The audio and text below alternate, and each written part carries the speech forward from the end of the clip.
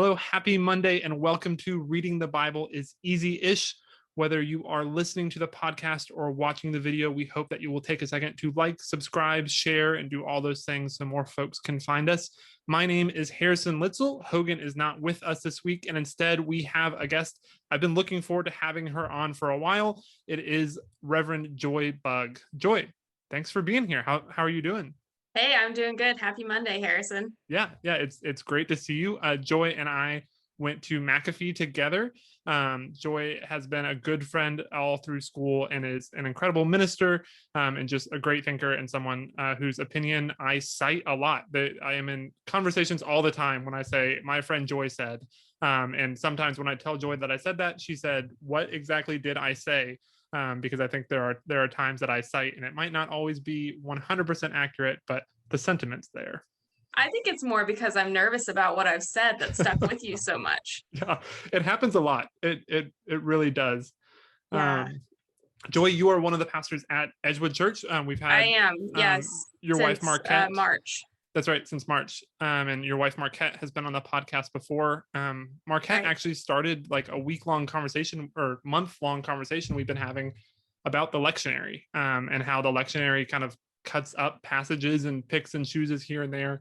And we've spent a lot of time talking about that since Marquette was on a little while ago. And so it's nice to have the second half of this ministry duo here on the podcast as well.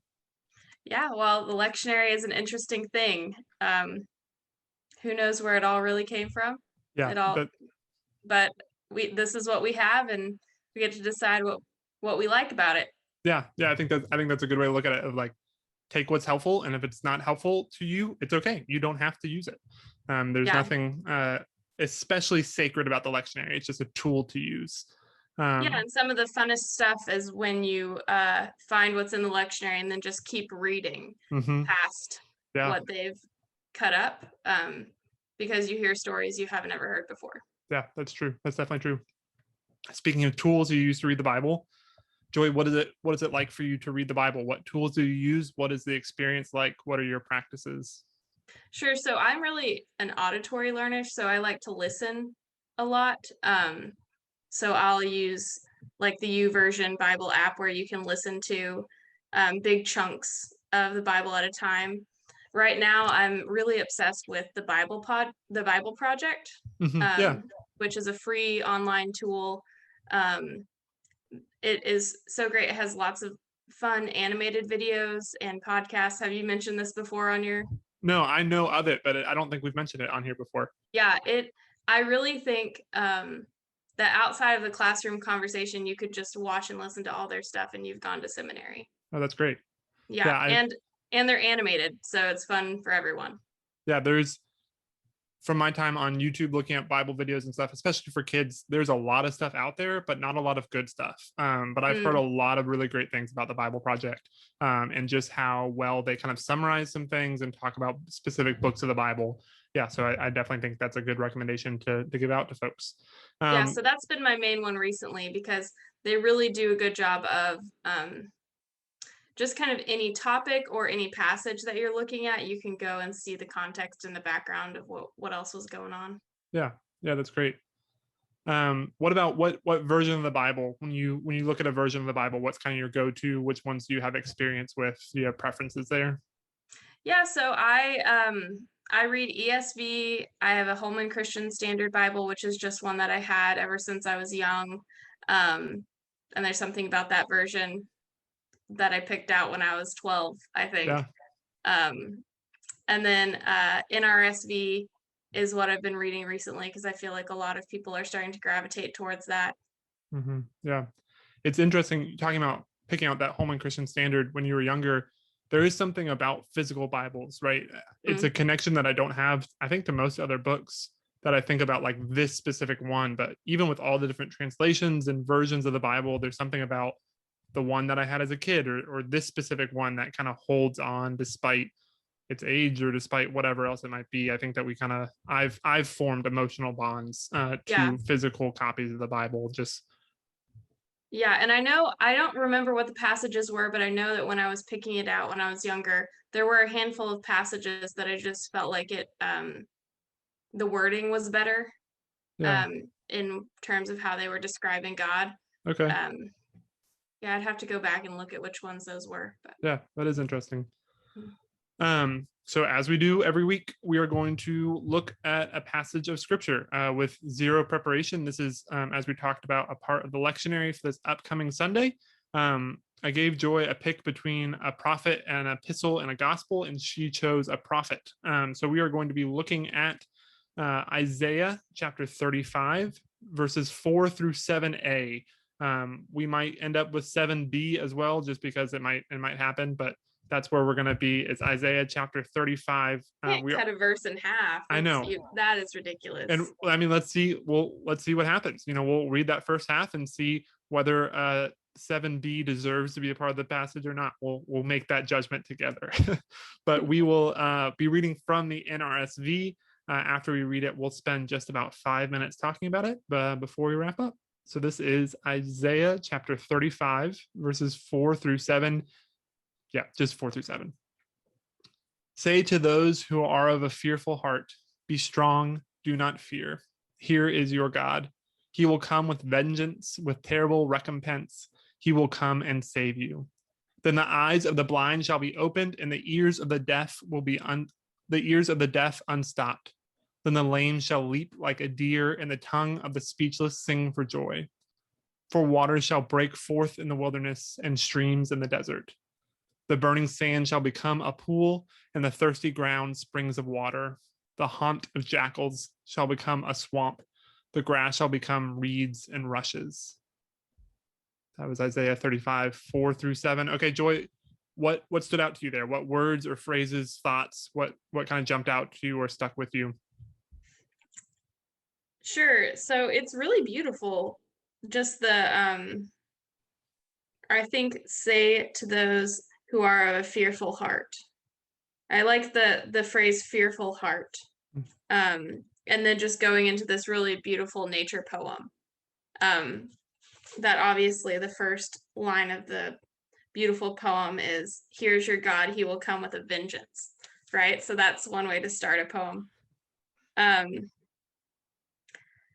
Yeah, I think those are the things that mainly stick out to me.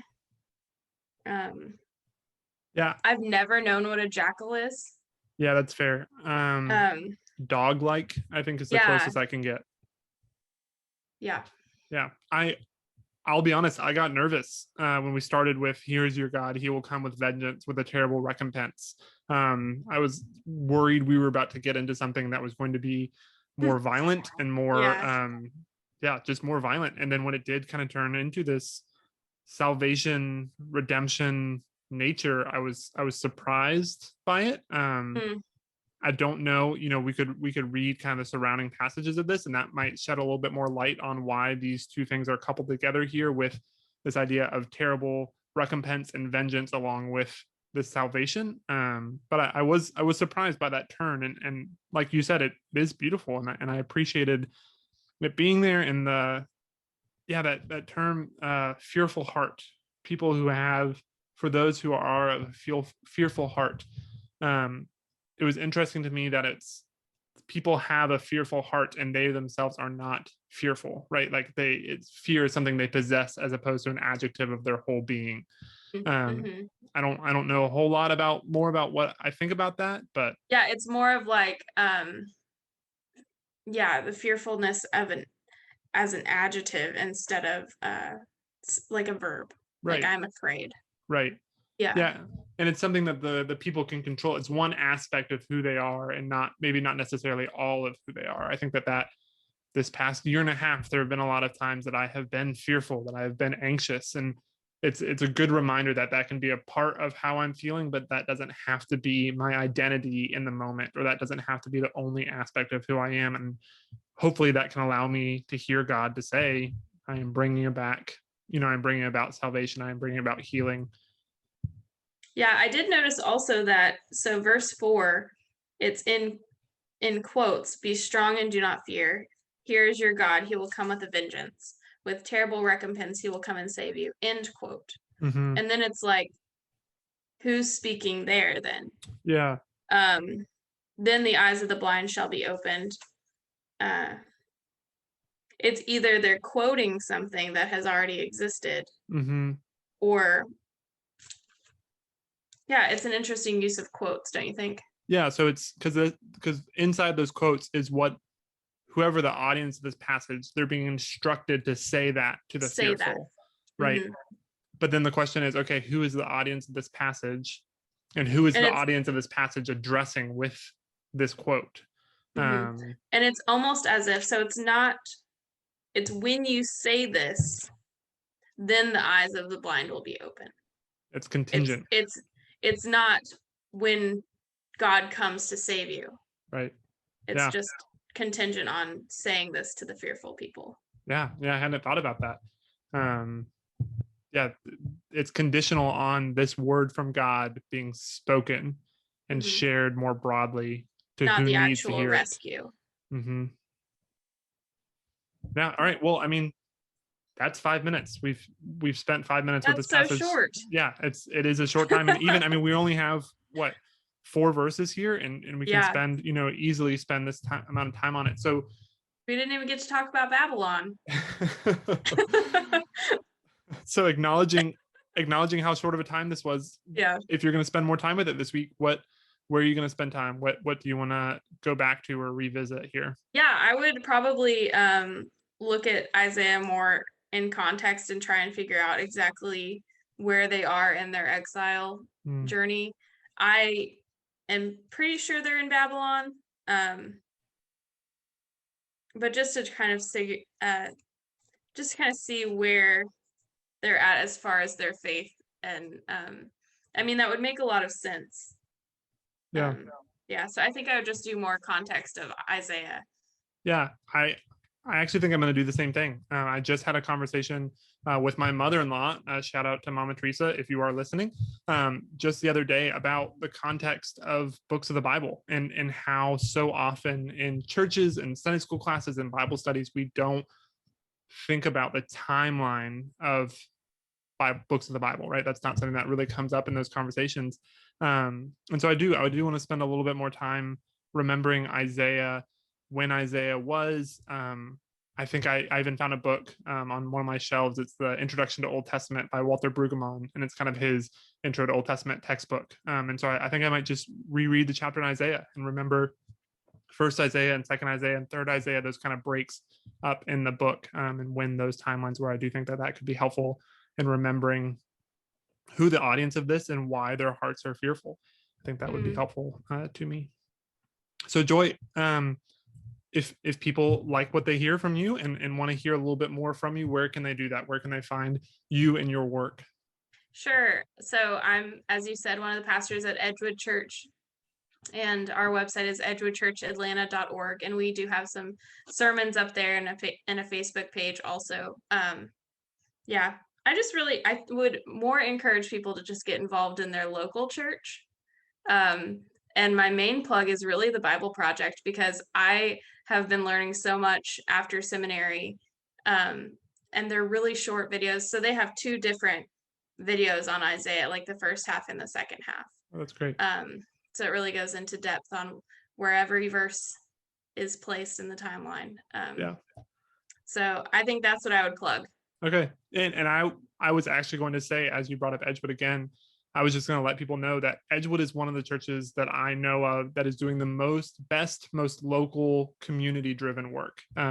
Edgewood's mission and goal in ministry really seems to be for the people in the neighborhood, and really focus there. And so, Joy, I appreciate you shouting out that church and the work that you all are doing there, but also keeping the mission of that church in mind, and letting people know that they should be involved in their communities and involved in their neighborhoods. Yeah, there's no substitute for going to the church next door and you actually meet people. That's right. Yeah, that's great. Yeah, thank you for that. So for everybody listening, we hope that you have a wonderful week, whether you're listening to this at the beginning of the week or whenever you are. Again, take a minute to like and share so that other people can find us and join us as we continue to read the Bible. Until next week, just keep on doing that. Read the Bible.